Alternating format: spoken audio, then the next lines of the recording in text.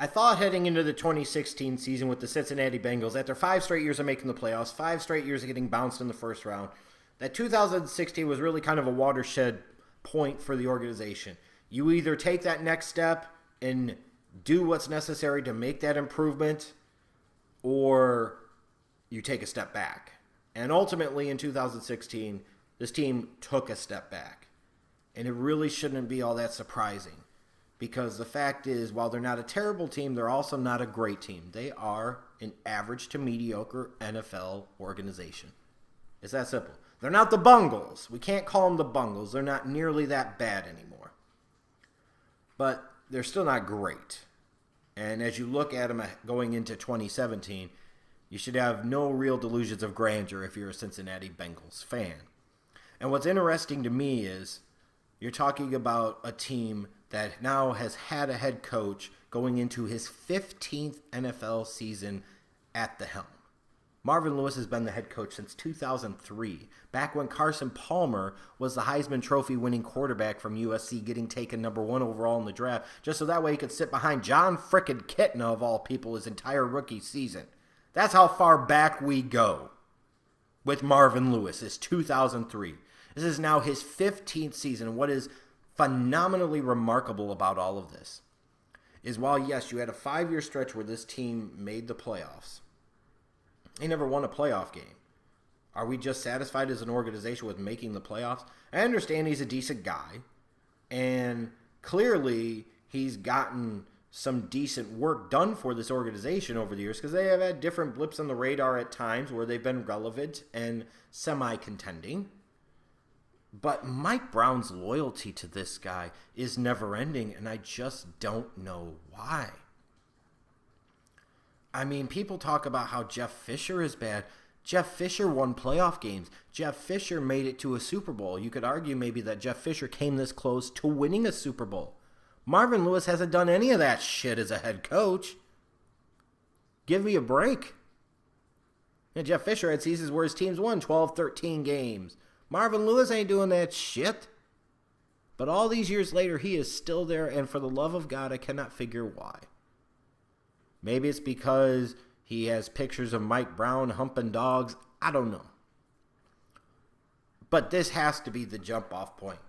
It is either playoffs or bust for Marvin Lewis. And to me, there is no way in the world you can look to your fan base, look to your locker room, and say that Marvin Lewis is the guy to lead us going forward if your team wins 5, 6, 7 games, misses the playoffs in 2017. Because then you run the risk of losing the locker room, and then 2018 becomes a disaster, and you still end up firing the guy any damn ways. Or you allow him the option to resign with dignity, whatever. But this is all about 2017. It's make or break for the Bengals. Either Marvin Lewis wins something important and he stays, or he doesn't, and he needs to go. And I thought it was fascinating for the Bengals in this 2017 draft that their philosophy was really reminiscent of an organization that's kind of desperate, that's willing to take a gamble and willing to take chances. Like, for years we've seen the Bengals in some cases really play it safe, but get some good value picks, and we've kind of talked about it and praised them for it a little bit.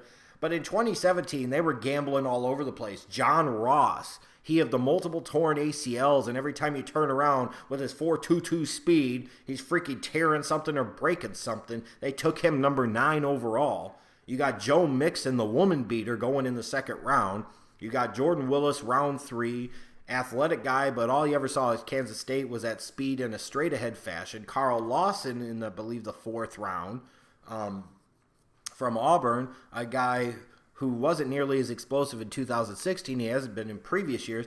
But you look at this and you say, if all 4 guys pan out, this could be a difference-making draft for the Cincinnati Bengals in some way. But there's a very real chance that for a variety of reasons, all 4 of these guys could bust out at the NFL level, and you have absolutely nothing long-term to show out of this 2017 draft. So this is a real tipping point draft for this organization too. And I think it's important because when you look at some of the recent drafts and why the Bengals have kind of stagnated a little bit, I've always kind of used a formula in some ways. You look at a team and look at their drafts from 2, 3, 4 years ago and how those drafts kind of panned out gives you an indication potentially of how that team should be for that season. The better the draft window in those 3 years, the better the team should be. And more often than not, that does bear out to be true. When you look at the Bengals between 2013 and 2016, they've had 4 first-round picks, 1 Pro Bowl appearance out of all 4 of them. And you can say, well, that's not a ton of time. Yes, I grant you. But the names that you see don't exactly bring the world to its knees. Tyler Eifert, your first-round pick of 2013, when he's on and he's in the game, he's good. He's a very good tight end. The problem is in 4 years, he's played 37 games. That's an average of 9.25 games per season, just a little over half a season each of his 4 years in the NFL. So you could argue he is a tremendous dick tease and a borderline bust because he's just not on the field enough to make enough of a difference to where it really matters. 2014 first-round pick Darquise Dennard, to me, has been a complete bust. 2015 first-round pick Cedric Obehi, we'll see how he does again at 2017 at left tackle. 2016 William Jackson from Houston, missed his entire rookie season with injury. I really like the kid coming out of Houston, but he hasn't played a single game for the team. And based off of what you got out of Dennard, you might as well say he hasn't played a single game for the team either. So you look at those last 4 first-round picks, and you really haven't gotten much out of them. You go even back to 2012, Dre Kirkpatrick and Kevin Zeitler. Zeitler left in free agency to go play for the Browns, signed with the Browns, and Kirkpatrick's the only one left. And it took him years to really show anything at all at the NFL level. So it's not that surprising to me that this team has started to regress. Now, granted, they still have A.J. Green. And whether you want to give him credit or not, they also still have Andy Dalton. I promise you, half of the teams in the league wish they had Andy Dalton. Half of the teams probably are happy with their guy. But there are plenty of teams in the NFL that Andy Dalton would be an upgrade, and in some cases a significant, sizable upgrade at the quarterback position. And we could sit there and say, well, once he got to the playoffs, he didn't play well. He came up small in big moments, yes. But at this point in time, he's not really the reason they're not making the playoffs. There are other factors at play. Defensively, Geno Atkins is a stud. Carlos Dunlap had a good 2016 season. So you have those 2 guys to build around on your defensive line. But to me, you have a lot of questions in other places. That linebacking core, to me, is incredibly suspect, especially talking about Vontaze Burfict potentially, at least at this time, being suspended the first 5 games of the 2017 season. You take the one real player you have on that linebacking crew and take him out for over a quarter of a season potentially. Will that happen? I don't know. Again, as of this recording, I don't know what's going to happen.